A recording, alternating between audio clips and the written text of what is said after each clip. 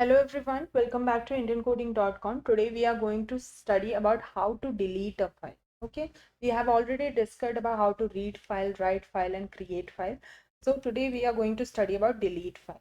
Let's see what is it.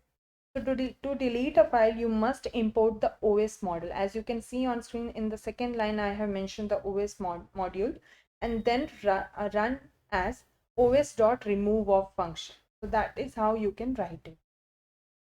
So inside the text, first let me mention any text on screen. You can see that I have already mentioned one text there. Okay, if I want to remove that file, I have to just write os.remove of text.text and then f equal to open text.text, and first we have to read that file, then only we can remove it, right? And after that print f dot read off. So let me just write it. On screen you can see that this file is need to remove. Okay, so we have already mentioned it. So let me just write, let me remove the text from here. So I removed the comment from there. Now this function will work. So let me just reload it. Okay, everything is okay. Just let me compare it all.